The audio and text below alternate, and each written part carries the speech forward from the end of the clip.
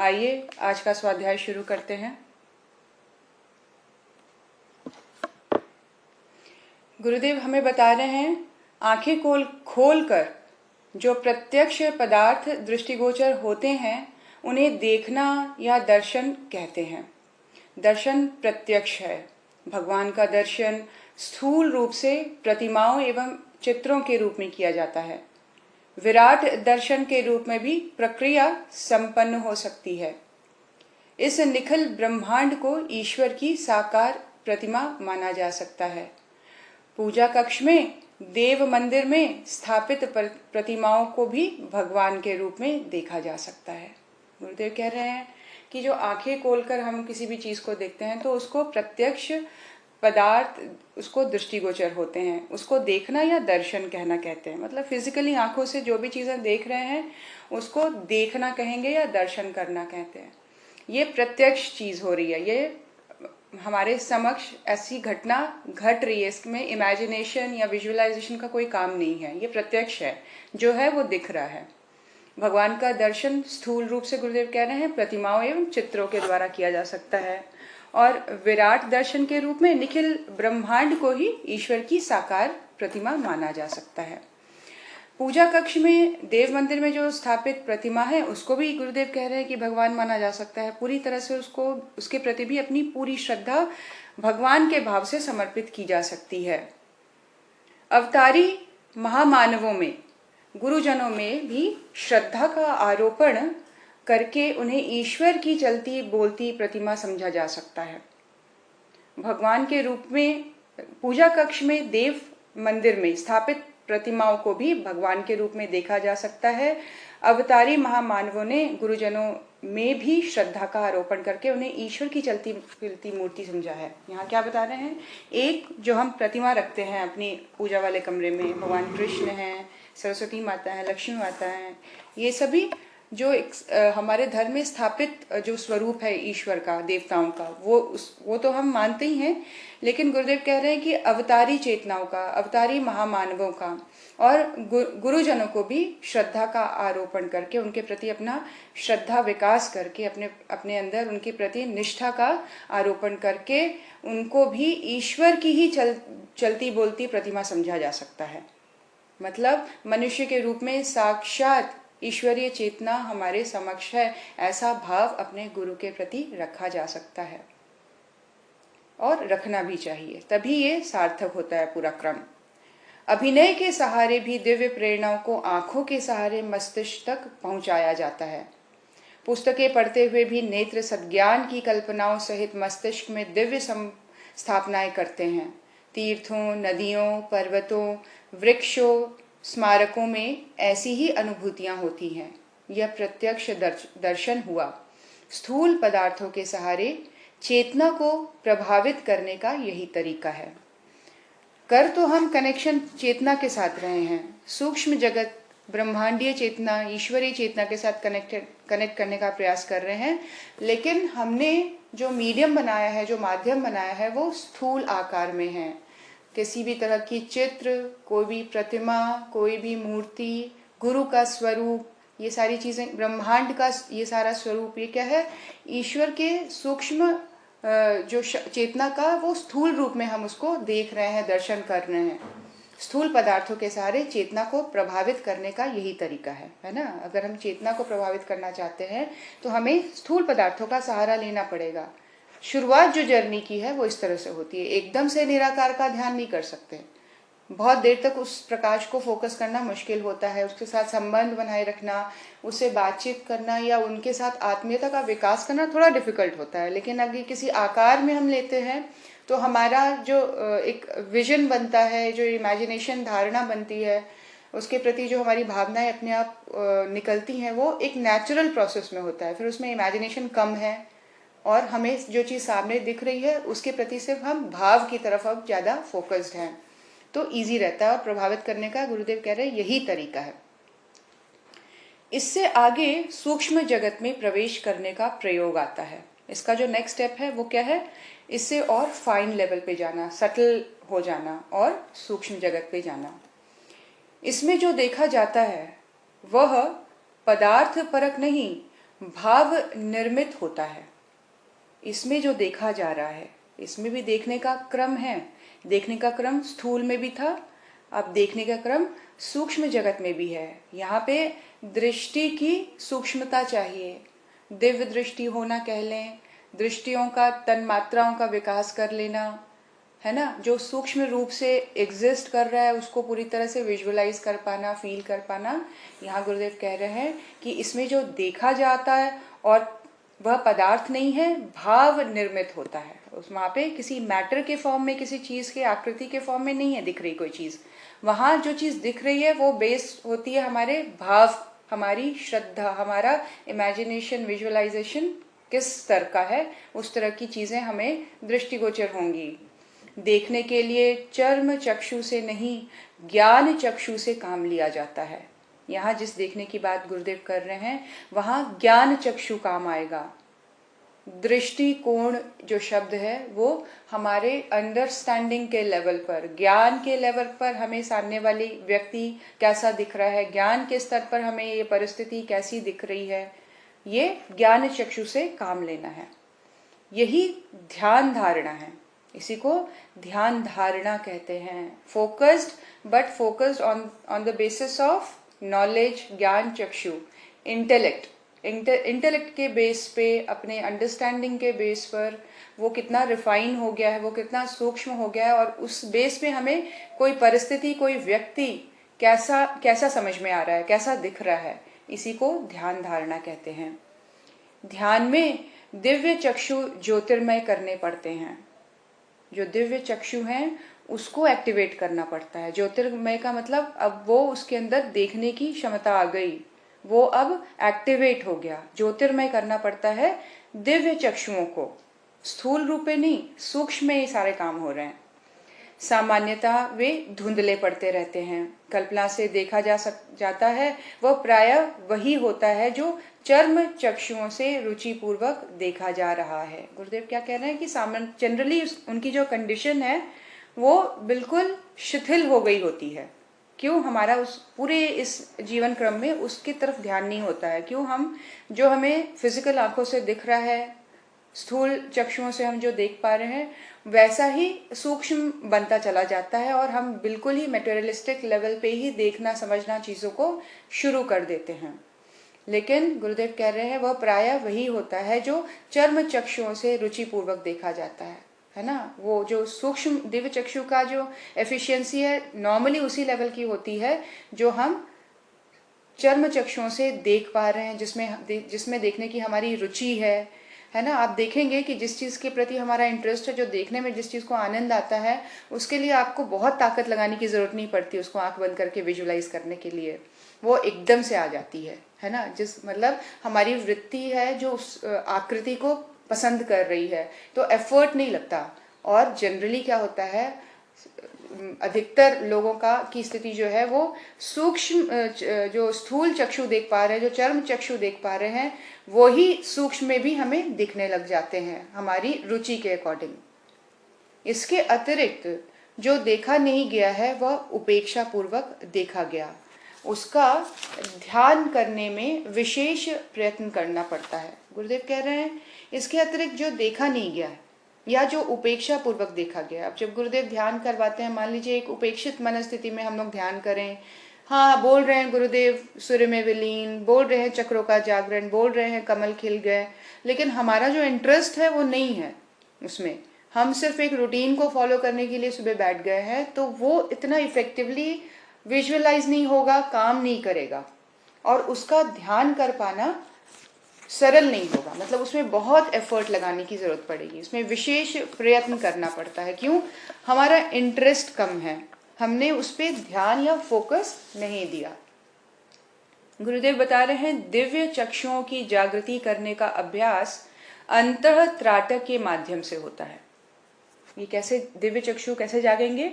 हम सब ने पढ़ा था पंचकोश साधना में, अंतः त्राटक चक्षुओं की तन्मात्राओं को जागृत करने का अभ्यास, है ना। तो यहाँ पे चक्षु की तन्मात्रा अंतः त्राटक के माध्यम से वो तन्मात्रा, वो दिव्य चक्षुओं का जागृत होना संभव है।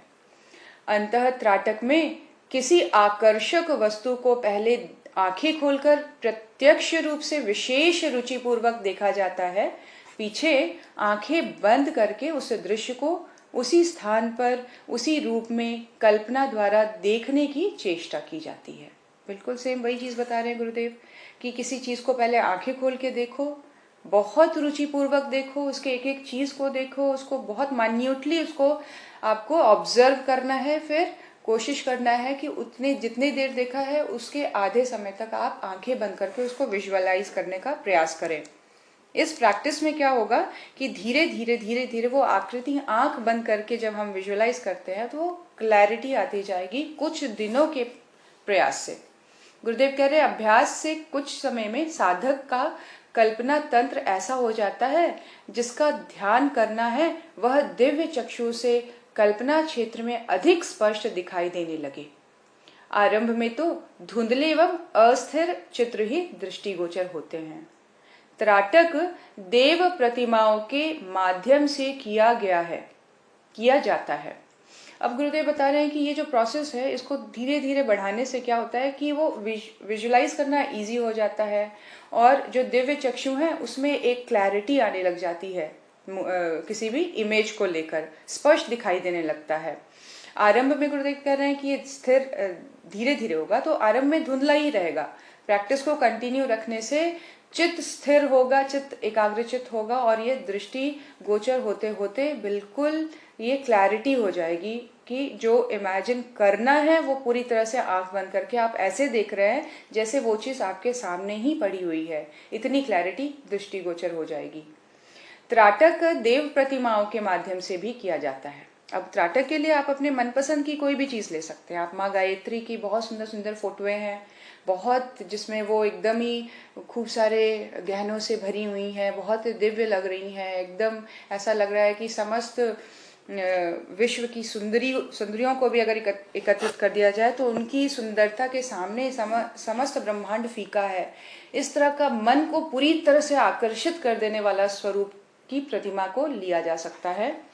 किसी मूर्ति या चित्र को पहले अधिक गंभीरता के साथ रुचिपूर्वक आंखें खोलकर देखा जाता है। रुचिपूर्वक देखना है, पूरे इंटरेस्ट के साथ देखना है। इसीलिए आपके मन पसंद कोई आकृति हो, है ना, साईं बाबा भी हो सकते हैं, भगवान बुद्ध भी हो सकते हैं, गुरुदेव माता जी भी हो सकते हैं, गायत्री माता भी हो सकती हैं, कोई भी हो सकते हैं जो आपको मन से प्रिय लगते हैं, जिनको देखना आपको अच्छा लगता है और ध्यान के दौरान, जप के दौरान आप उनको देखना पसंद करेंगे जब आप आंख बंद करके बैठे हैं। तो किसी ऐसी आकृति का ही ध्यान का प्रैक्टिस करें जिसको आप कंटिन्यू रखना चाहते हैं अपने ध्यान के समय, उपासना के समय भी, जप के समय हो, ध्यान के समय हो, तो ऐसे किसी भी। और गुरुदेव कह रहे बड़ी गंभीरता से रुचि पूर्वक आंखें खोलकर उसको बहुत गहराई से देखें, पीछे आंखें बंद करके उसी प्रतिमा का ध्यान करते हैं तो भाव लोक में उसकी झांकी होने लगती है ना। अपने ब्रेन के लेयर्स में तक पहुंचाना है उस इमेज को, इसीलिए भाव से काम लेना है। यहाँ पे आंख बंद करके भाव से उस आकृति से जुड़ने का प्रयास करेंगे तो ब्रेन का जो लेयर्स हैं, अचेतन, सुपर चेतन, अवचेतन, ये जो लेयर्स है उसमें जब ये स्थापित हो जाता है, सब कॉन्शियस में जब ये चीजें चली जाएंगी, बैठ जाएंगी पूरी तरह से, तो ध्यान करने के टाइम में बहुत इजीली विजुअलाइज होंगी, है ना। इसको भावना के क्षेत्र में डालना है। भावना का क्षेत्र बहुत सूक्ष्म क्षेत्र है ब्रेन का, वहां पे इसको डालने का प्रयास करना है और इसके लिए अंतः त्राटक बहुत उपयोगी है। तो भाव लोक में उसकी झांकी होने लगती है। इस प्रैक्टिस से भावना में वो चीज स्थापित हो जाती है। व्यक्ति विशेष के साथ घनिष्ठ लगाव हो तो उसके ध्यान चित्र भी जागृत एवं सुषुप्ति में दृष्टिगोचर होते हैं। वियोग आरंभ होने पर अथवा संयोग की निकटता पर आतुरता बढ़ जाती है और प्रियजनों की छवि मस्तिष्क में परिभ्रमण करती रहती है। यह बिना प्रयत्न के संपन्न हुआ त्राटक है। क्या गुरुदेव कह रहे हैं, मन में जब उसके प्रति आपकी आत्मीयता इतना बढ़ गई है, इतनी बढ़ गई है कि वो आकृति बिना किसी एफर्ट के आपको क्लैरिटी के साथ दिखाई देती है ना। जैसे मम्मी कहीं जा रही हैं और आपने उनको आपने सी ऑफ किया एयरपोर्ट में और उन्होंने पलट के देखा आपको, आपके पास वो छवि बनी रहेगी। मम्मी की, माँ की छवि। तो उसी तरह से जिनके साथ आपका जुड़ाव है, आत्मीयता है, आपका बहुत प्रेम है, तो ये चीज क्या करती है कि आकृति को स्पष्ट कर देती है हमारे भाव क्षेत्र में। वो आकृति हमेशा बनी रहेगी। और ये ज्यादा एक्टिवेट तब होती है जब कहीं कहीं से कोई आने वाला है बहुत दिनों के बाद, अरे वाह मम्मी आने वाली है, अरे वाह मासी लोग आने वाले हैं, मामा लोग आने वाले हैं, तो ये कैसा रहता है, फ्रेंड आने वाली है, तो ये क्या है कि एक्साइटमेंट बढ़ गई है। तो उसमें भी बहुत क्लियरली, क्योंकि आप इतने अच्छे से अटैच्ड हैं उनके साथ, तो आप बहुत क्लियरली उनको विजुअलाइज कर पाते हैं। उनका हंसता हुआ चेहरा नजर आएगा आपको, आता हुआ उनका स्वरूप नजर आएगा, पूरी आकृति को आप इमेजिन करेंगे। तो भावना के साथ किस लेवल पे आप उस व्यक्ति के साथ जुड़े हैं, ये बहुत स्पष्ट कर देता है भाव क्षेत्र में उस आकृति को। गुरुदेव कहते हैं यह बिना प्रयत्न के संपन्न हुआ त्राटक है। इसमें एफर्ट नहीं लगा। क्यों? मन से ही इतना प्रेम है, मन से इतने जुड़े हुए हैं, तो इमेजिन थोड़ी ना करना पड़ता है। माँ की आकृति बच्चे को इमेजिन नहीं करनी पड़ती, वो चटाक से आती है, एकदम क्लियर।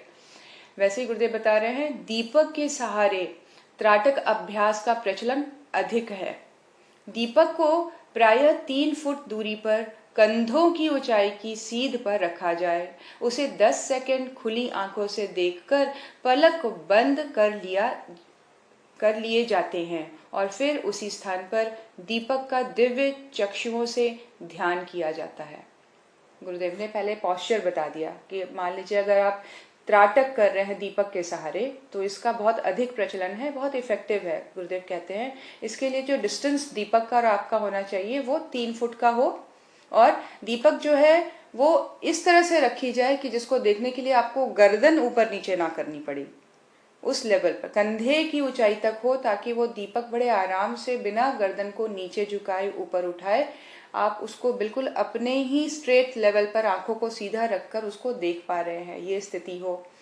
आप अब गुरुदेव कह रहे हैं प्रैक्टिस शुरू करो, कमर को सीधी करके बैठ गए बिल्कुल, और 10 सेकंड की बात हो रही है, 10 सेकंड तक खुली आंखों से दीपक को पलक बिना झपके देखते रहना है, बिना पलक को झपके। और फिर उसी स्थान पर दीपक का दिव्य चक्षुओं से ध्यान किया जाता है। आंखें बंद करके दोनों आईब्रोज के बीच में दीपक का ध्यान, बिल्कुल उसी आकार को बनाने का प्रयास करें। अभ्यास परिपक्व होने पर बिना दीपक की सहायता के भी जब इच्छा हो उस ज्योति के दर्शन किए जा सकते हैं। ये प्रैक्टिस इतनी स्ट्रांग हो जाती है कि आप आते जाते फ्लाइट में हैं, ट्रेन में हैं, कहीं ट्रैवल कर रहे हैं, आपने आंखें बंद की और दीपक आपके सामने। कितना सुंदर मजेदार स्थिति है कि आप हमेशा ही त्राटक वाली स्थिति में रहेंगे। जब आपको मौन रहने का मन करेगा, आपको दीपक जलाने की जरूरत नहीं है, वो दीपक जल चुका है।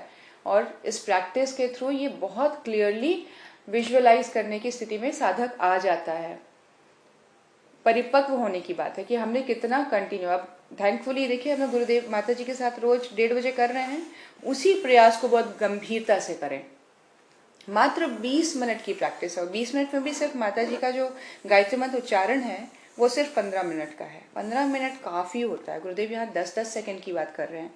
10 सेकंड किया, फिर बंद किया, फिर 10 सेकंड, इस तरह से अपना 2 मिनट 3 मिनट करके ड्यूरेशन बढ़ाना है। बहुत ज्यादा नहीं करना। जिनको चश्मा लगा हुआ है गुरुदेव इनको मना करते हैं, उनके लिए अंतः त्राटक ही काफी है, जहां वो आंखें बंद करके ही इस प्रैक्टिस को करने का प्रयास करें।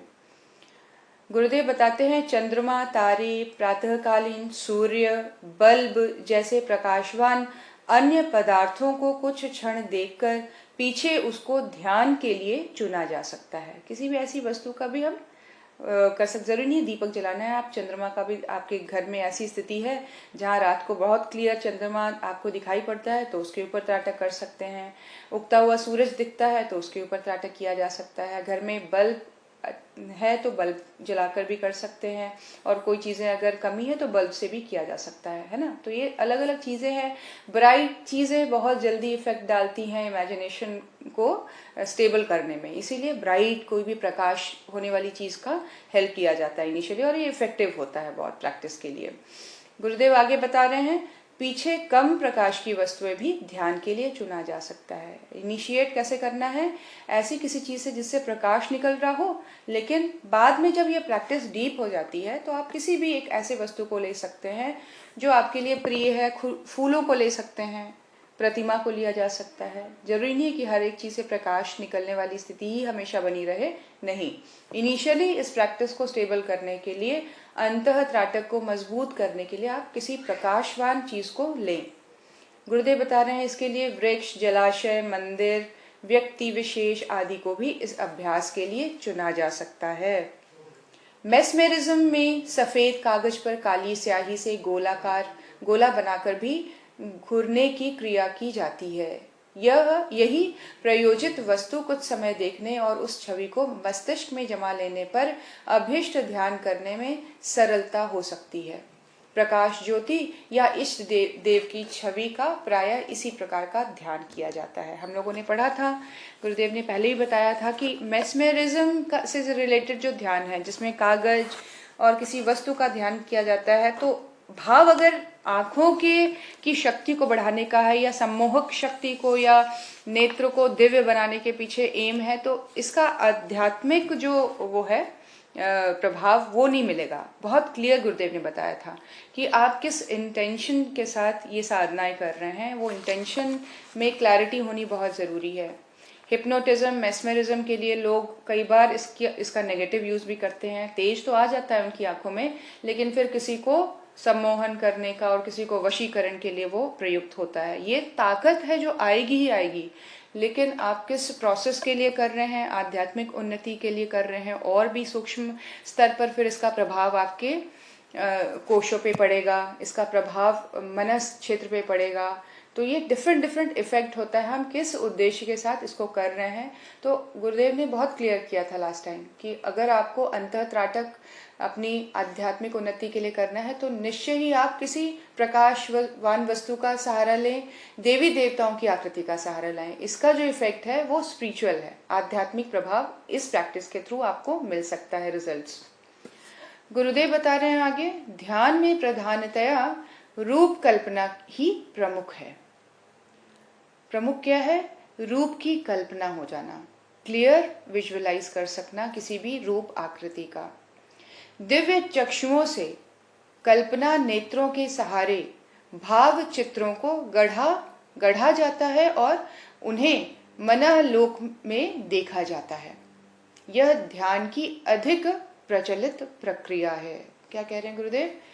ध्यान में जो की एलिमेंट है ना, जो की एलिमेंट है ध्यान हम किस लिए करते हैं, उसमें प्रमुखता है कल्पना की। कल्पना को शार्पन करते हैं हम अपने विजुअलाइज करने की जो ताकत है, सोच लिया और वो आकृति हमारे सामने आ गई, ये एफर्ट लगाने के लिए ध्यान किया जाता है कि हम उस इमेजिनेशन के उस लेवल को अचीव कर लें जहाँ हम जब ध्यान कर रहे हैं, जब अपने इष्ट को स्मरण कर रहे हैं, तो वो आकृति बिल्कुल क्लियर विजुअल हो रही है अंतः लोक में, मन के लेवल पर, अंतःकरण के लेवल पर। यहाँ गुरुदेव ने मनः लोक कहा है, मनः लोक पर वो क्लियरली विजुअलाइज हो, बहुत साफ आपको दिखाई पड़े।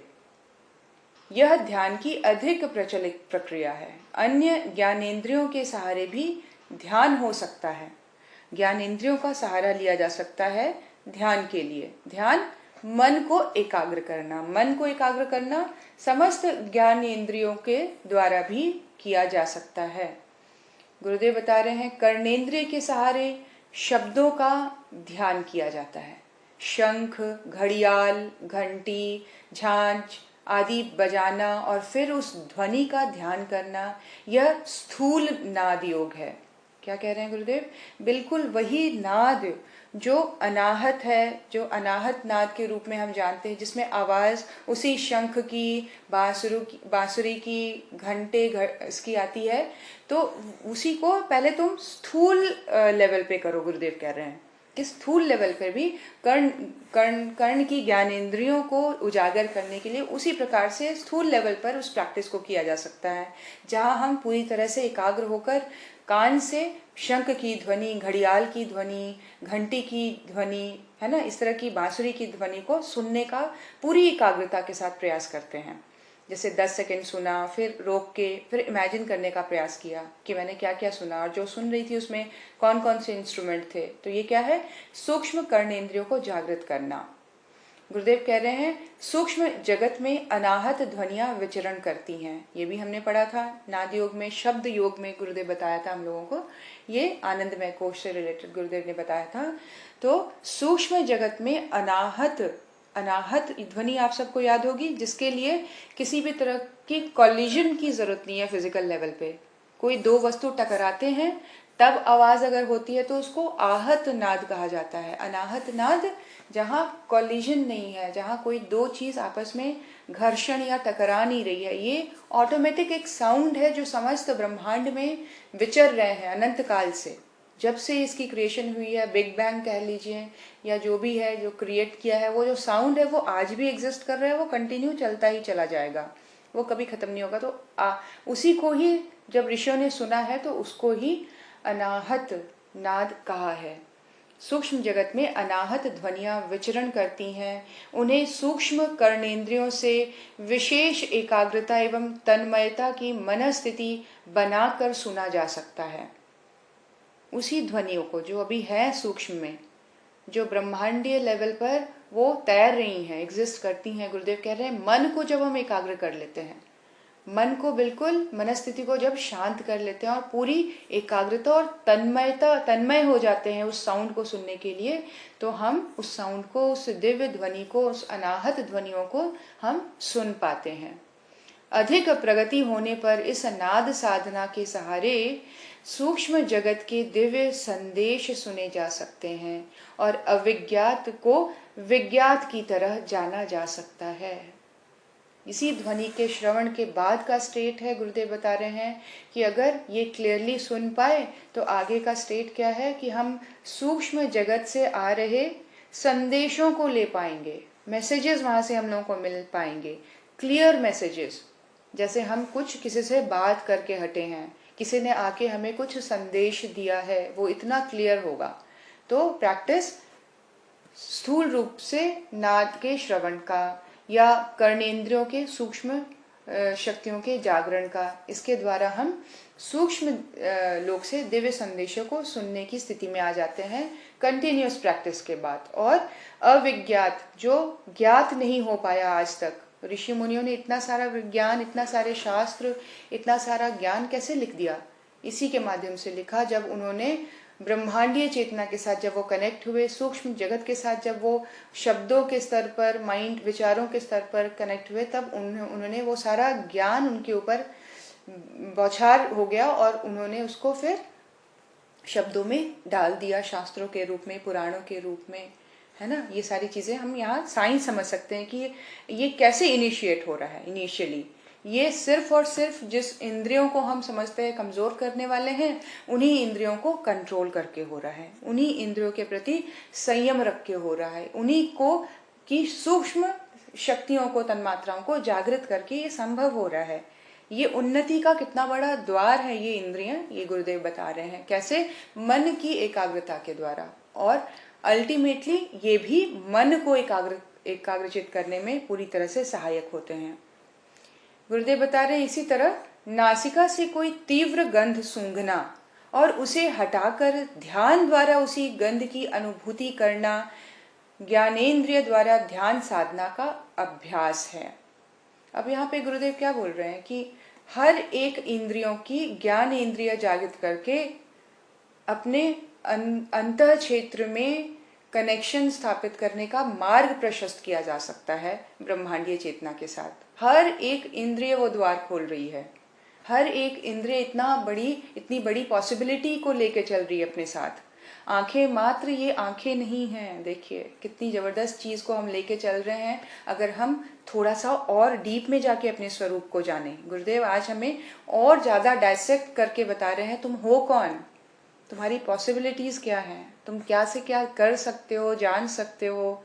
और इतनी पॉसिबिलिटीज आने पर हम कितने विस्तृत हो जाएंगे, हम कितने हजारों लोगों के जीवन को प्रभावित करने की क्षमता रख पाएंगे, इसकी इमेजिनेशन आप नहीं कर सकते। तो समझने का प्रयास करें, ध्यान धारणा में ज्ञानेंद्रियों के द्वारा अपने मन को एकाग्रचित करने की और ब्रह्मांडीय जगत के साथ कनेक्शन, संबंध स्थापित करने का बहुत बड़ा एक द्वार खुलता है। गुरुदेव यहाँ बता रहे हैं जिस तरह कोई तीव्र गंध, अब चमेली का फूल है, बहुत उसका तीव्र वो होती है ना, फ्रेग्रेंस होती है, तेज होती है उसकी खुशबू। गुलाब की खुशबू तेज होती है। ऐसी किसी भी वस्तु को लेके नासिका का हम उसकी दिव्य शक्तियों को जागृत कर सकते हैं। कैसे? गुरुदेव बता रहे हैं जैसे किसी फूल को लिया, कुछ देर तक सूंघा, फिर दूर रखा और फिर प्रयास कर रहे हैं कि वो खुशबू बिना उस वस्तु के हम अपने आप को रिमाइंड करवाने का प्रयास करें कि उसकी खुशबू कैसी थी।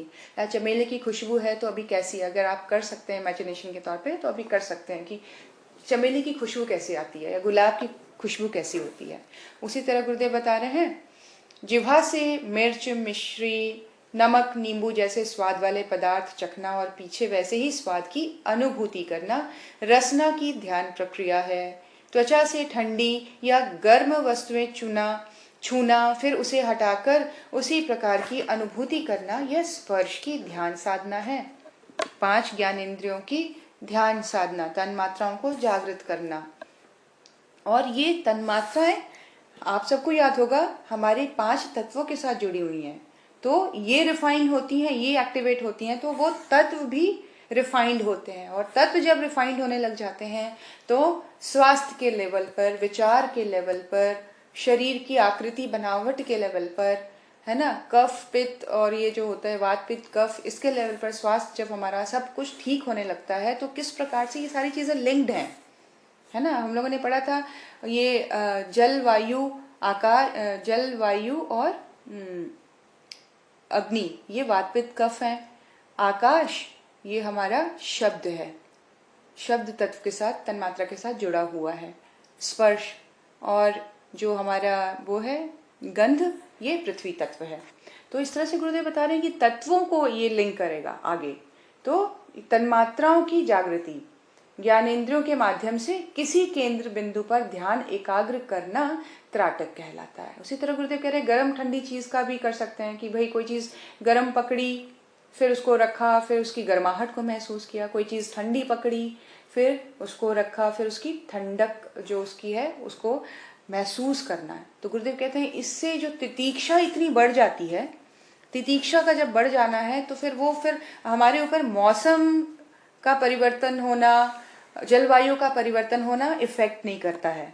क्यों? हमने इतना उसको प्रैक्टिस से इतना वो कर दिया है, उसको दृढ़ कर दिया है कि हम अनुभव करके ही अपने लिए गर्माहट पैदा कर सकते हैं, अनुभव करके ही अपने लिए ठंडक पैदा कर सकते हैं। जलवायु का बदल जाना हमारे शरीर के ऊपर उसका इफेक्ट नहीं होगा। ये त्वचा से रिलेटेड है ना। तो गुरुदेव इस तरह से बता रहे हैं कि ये समस्त ज्ञानेंद्रियों के माध्यम से मन को एकाग्र किया जा सकता है और इसके साथ साथ बहुत सारी सिद्धियां भी साधक को मिलती चली जाती हैं। इससे चेतना का बिखराव घटता है और केंद्रीकरण का अभ्यास बढ़ता है। चेतना का बिखराव, थॉट के लेवल पर हम कितने फैले हुए बिखरे हुए रहते हैं। विचार ही तो है, हमें एक क्षण में कहीं से कहीं ले जाता है, एक क्षण में लड़वाता है, एक क्षण में हंसाता है। विचार हमें पूरी तरह से बिखेर के रखता है और ये विचार कॉन्शियस के साथ वर्क करता है ना। चेतना के लेवल पर विचार काम करता है। विचार को चेतना का सहारा चाहिए, चेतना को विचार का सहारा नहीं चाहिए। कॉन्शियस अपने आप में पूरा एक फ्री एंटिटी है, लेकिन जो विचार है वो कॉन्शियस के ऊपर प्रभाव डालता है, कॉन्शियस जो है वो विचार के ऊपर प्रभाव डालता है, लेकिन दोनों एक दूसरे के को इफेक्ट डालते हैं। चेतना पूर्णतः स्वतंत्र है। इसीलिए विचार के लेवल पर जब हम इस बिखराव को कम करते हैं, इसको घटाते हैं, तो मन एकाग्रचित होता है, मन संतुलित होता है, मन दृढ़ होता है और उसकी शक्तियों का केंद्रीकरण हो जाता है। और ये अभ्यास हम ज्ञानेंद्रियों के माध्यम से बहुत सुंदर तरीके से कर सकते हैं। रोजमर्रा के जीवन को करते हुए, रोजमर्रा के कामों को करते हुए ऐसा हम कर पाते हैं। आज का स्वाध्याय हम यही समाप्त करते हैं। ये रिक्वेस्ट है